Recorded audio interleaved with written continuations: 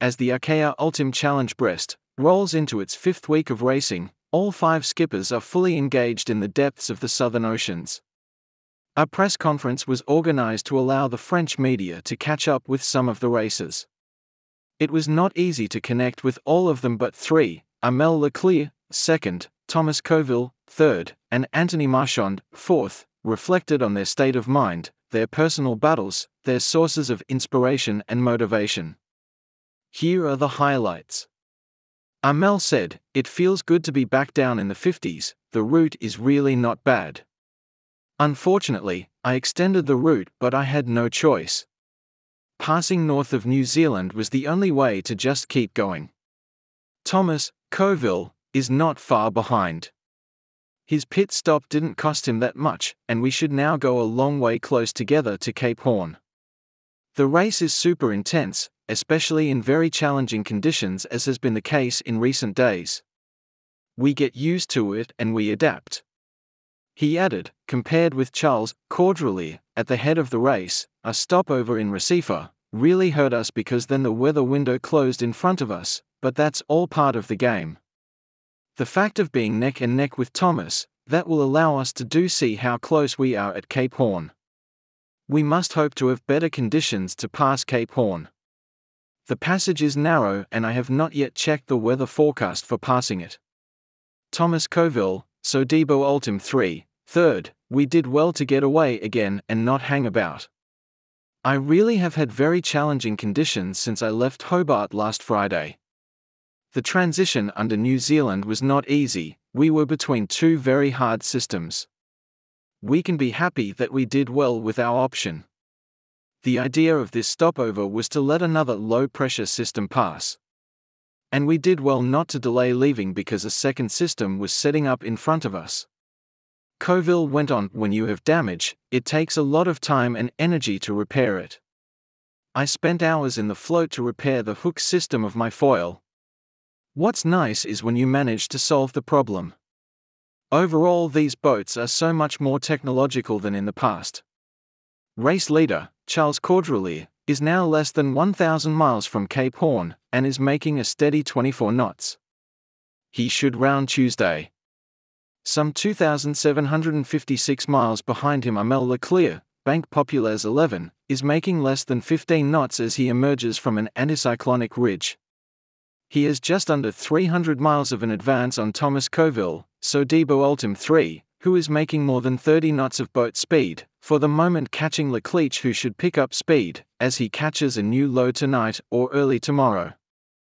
4th placed Anthony Marchand, actual Ultim, is less than 400 miles from Cape Lewin, and Eric Perron, Adagio, is passing the longitude of the Kerguelens, albeit nearly 900 miles to their north.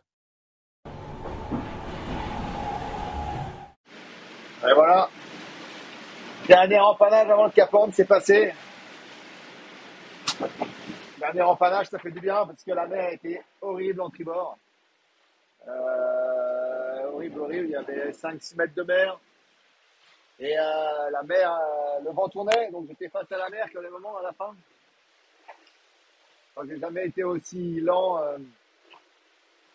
navigué aussi lentement de riz. De riz, je l'ai fait une fois à ce départ de la Transat Jacques Vabre cette année.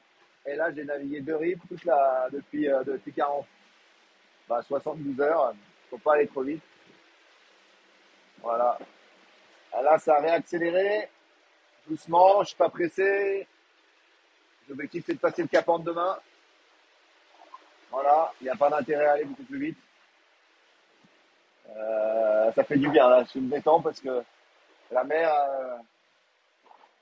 à chaque vague, tu attends des bruits, tu sais pas ce qui va casser, tu as peur de... C'est quand même bien violent, par moment. Voilà. À la fin, surtout du bord, là.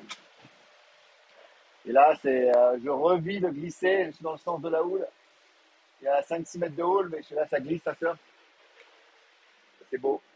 Mais on va essayer de vous montrer d'ailleurs.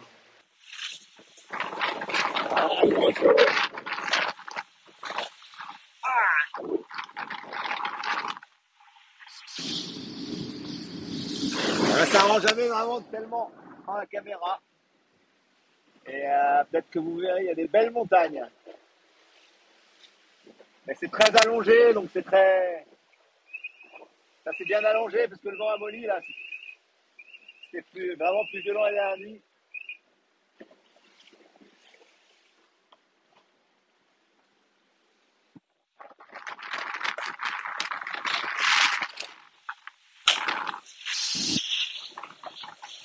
Ce sera pas un cap en volé. Putain, si ça passe, ça. Toujours un peu le stress, ça, et après, ça va être plus facile, même s'il y a un peu de vent peut-être à la remontée. En tout cas, demain soir, c'est petit temps. Et ben, je suis content. La mer plate, normalement, pas trop fort. Et pas beaucoup d'air pour passer le Cap Horn, je vais être un peu ralenti. Juste à Cap Horn, il n'y aura pas d'air. Mais je suis ravi. Je suis ravi d'avoir un moment de paix après ces 3 jours-là. Voilà, il reste encore cette nuit où ça peut être un peu plus musclé. Donc on va être vigilant, mais je pense que quand même on a la houle dans le bon sens de la période.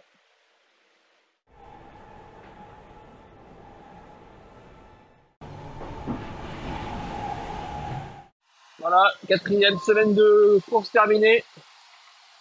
On va attaquer la 5e.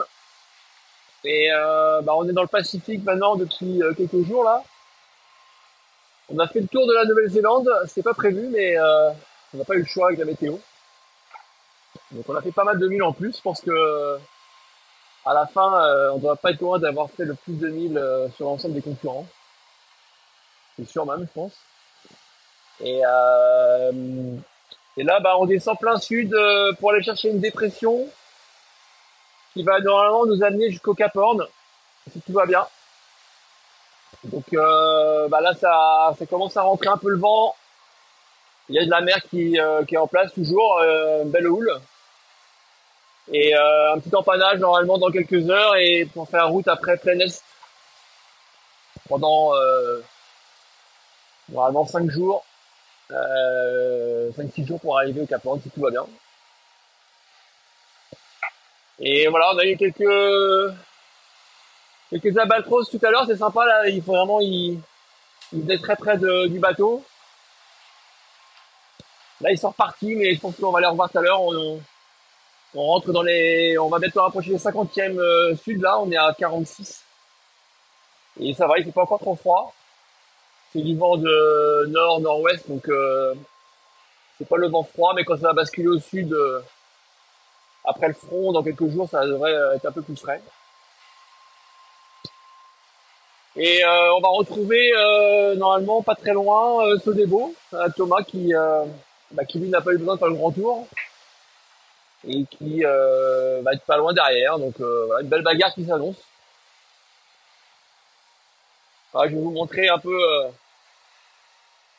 dehors comment ça se passe.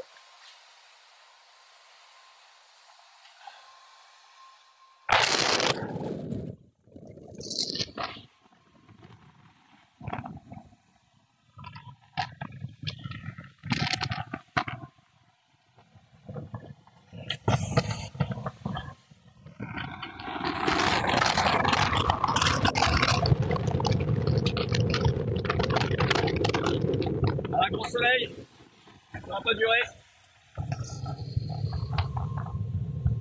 Allez, tchuss, à bientôt.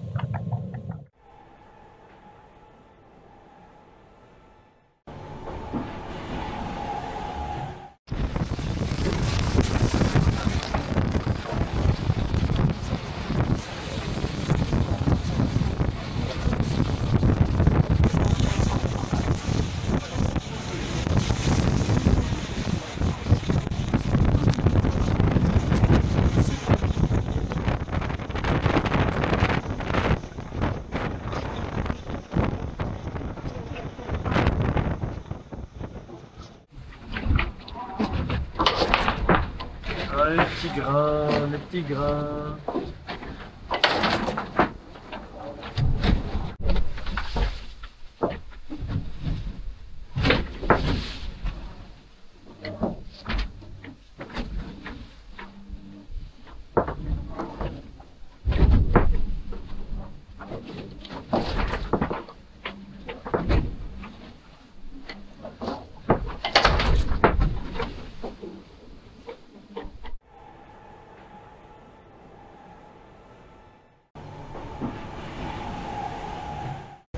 Donc en tout cas maintenant, au portant dans des conditions plutôt clémentes pendant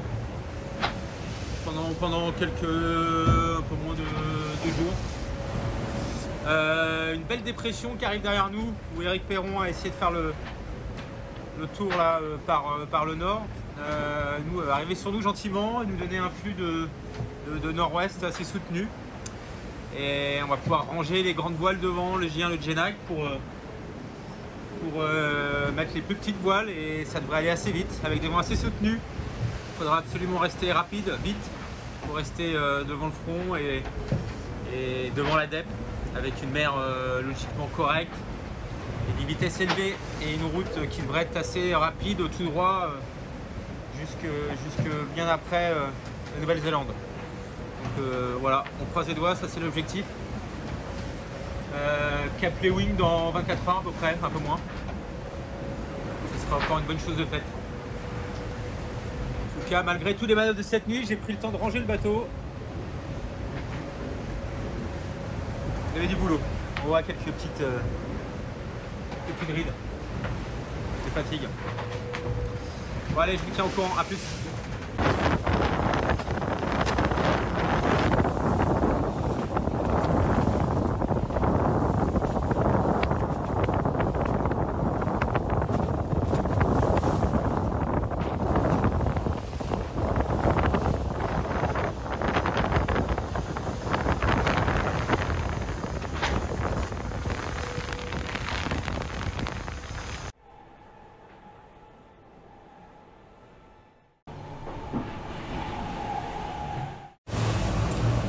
Tout le monde, ça y est, on va passer de Cap Lewing. Merci, un gros merci à la team actuelle. Et voilà, une bonne chose de faite. On va continuer à essayer d'aller vite sous l'Australie, vite sous la Nouvelle-Zélande. Essayer de bien gérer ce Pacifique. Allez, il y a du boulot.